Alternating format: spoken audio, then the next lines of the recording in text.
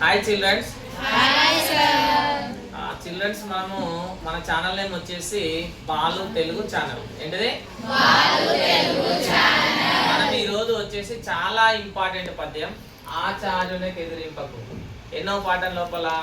5వ పాఠం second language నీతి పరిమళాల లోపల ఆచార్యునికి ఎదిరింపక అనేటటువంటి పద్యాన్ని మనం ఇప్పుడు రాగయుక్తంగా పాడి చూద్దాం. ఓకే, చూడండి.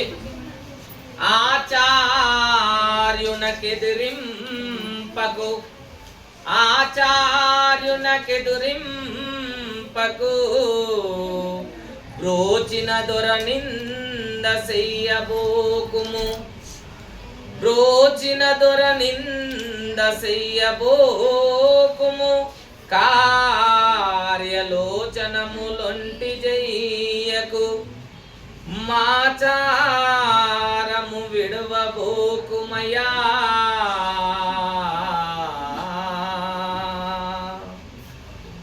విడువబోకుమయా కుమారా. ఇక్కడ చూడండి చిల్డ్రన్స్, మీరు గుర్తుపెట్టుకోవాల్సింది ఏంటంటే ఎప్పుడైనా సరే ఎవరికి ఎదురు మాట్లాడొద్దు. ఎవరికి ఎదురు మాట్లాడొద్దు? పెద్దలకు. ఫస్ట్ గురువు ఎవరు? ఫస్ట్ గురువు ఎవరు? తల్లి. ఫస్ట్ గురువు, ఫస్ట్ గురువు తల్లి, సెకండ్ గురువు తండ్రి. నెక్స్ట్ గురువు ఎవరు? ఉపాధ్యాయుడు. ఎవరు? ఉపాధ్యాయుడు. ఉపాధ్యాయునకు ఎప్పుడు కూడా మనం ఏం చేయొద్దు అని చెప్తున్నా నేను, ఎదురు మాట్లాడొద్దు.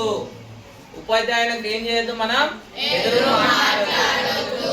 ఈ పద్యాన్ని వచ్చేసి పక్కి అప్పల నరసయ్య అనేటటువంటి కవి మనకు రాయడం అనేది జరిగింది. ఆయన క్లియర్ గా చెప్తున్నాడు.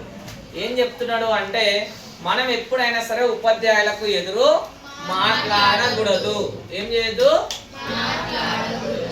ఎందుకంటే ఉపాధ్యాయులు ఎవరైనా సరే దేవుళ్ళతో సమానం. ఏ ఉపాధ్యాయుడైనా సరే తమ పిల్లలు ఎదగాలనే ఉద్దేశంతో ఆలోచిస్తాడు, అంతేగాని మిమ్మల్ని ఇబ్బంది పెట్టాలని మాత్రం ఏ ఉపాధ్యాయుడు ఆలోచించరు.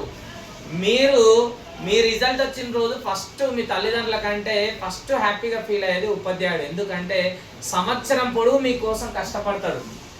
కష్టపడ్డప్పుడు ఆ కష్టానికి ఫలితం అనేది ఏ విధంగా వచ్చిందని ఆయన ఎదురు చూపులు ఎలా ఉంటాయి అంటే వర్ణించలేము. అది ఆ కష్టం విలువ అనేది ఉపాధ్యాయునికి మాత్రమే తెలుసు. అందుకే పిల్లలని ఎలా అంటే సొంత పిల్లల్లాగా చూసుకొని వాళ్ళు మంచి చేయకపోతే చెడు చేస్తే ఇది కాదు బెటా, ఇది చెడు, ఇది మంచి, ఇట్లా వెళ్ళొద్దు, ఇట్లా వెళ్ళాలి, ఇట్లా చదువుకుంటే మంచిగా ఉంటుంది ఫ్యూచర్ అని ఇలా ఒక మంచి దారిలో నడిపించడానికి ట్రై చేసేటటువంటి వ్యక్తి ఎవరు అంటే ఉపాధ్యాయుడు. ఎలాంటి రిలేషన్షిప్ లేనటువంటి వ్యక్తి మీకోసం నిరంతరమైన మీరే ప్రపంచం అని బతికేటటువంటి వ్యక్తులు ఎవరంటే ఉపాధ్యాయులు. ఎవరు? ఉపాధ్యాయులు. అలాంటి వాళ్ళకి మనము ఎదురు మాట్లాడొద్దు. ఏం చేయొద్దు? ఇంకోటి ఏం చెప్తున్నాడు మనకు క్లియర్ గా, బ్రోచిన దొరా నింద చెయ్యబోకుము. మీకు రక్షణగా ఉన్నటువంటి వ్యక్తుల మీద మనం నిందలేదు. మనం ఉట్టిదానికి నిందలేస్తుంటాం, అలా ఎప్పుడు వేయదు. మనకు రక్షణగా ఉన్నటువంటి వ్యక్తి మీద మనము నిందించొద్దు. ఏం చేయొద్దు? నిందించొద్దు. కార్యలోచనము లొంటి చేయకు. అంటే మనం ఆలోచనలు అనేవి ఒంటరిగా చేయొద్దు. ఆలోచనలు అనేవి ఒంటరిగా చేయొద్దు.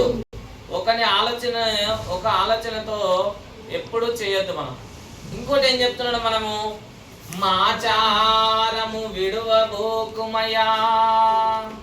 మన ఇంట్లో ఉన్నటువంటి ఆచారాలను ఖచ్చితంగా మనము పాటించాలి. మన ఇంట్లో ఉన్నటువంటి ఆచారాలను మనం ఏం చేయాలి? ఖచ్చితంగా పాటించాలి. ఫస్ట్ వన్ ఏం చెప్పినా నేను, ఉపాధ్యాయులకు ఎదురు మాట్లాడకూడదు. మీకు రక్షణగా ఉన్నోళ్ళ మీద నువ్వేం చేయొద్దు? నిందలు వేయొద్దు.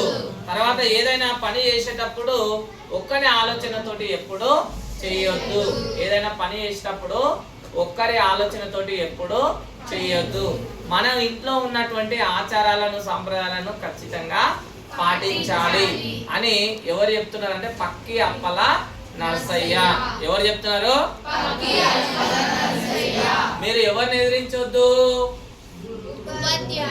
ఎవరిని ఎదురు మాట్లాడొద్దు. ఎదురు మాట్లాడతారా? మనకంటే పెద్ద వాళ్ళకు ఎదురు మాట్లాడడం అనేది తప్పు. కాబట్టి మీరెవరు టీచర్స్ కి ఎదురు అస్సలే మాట్లాడొద్దు. ఓకే, సరే మళ్ళా.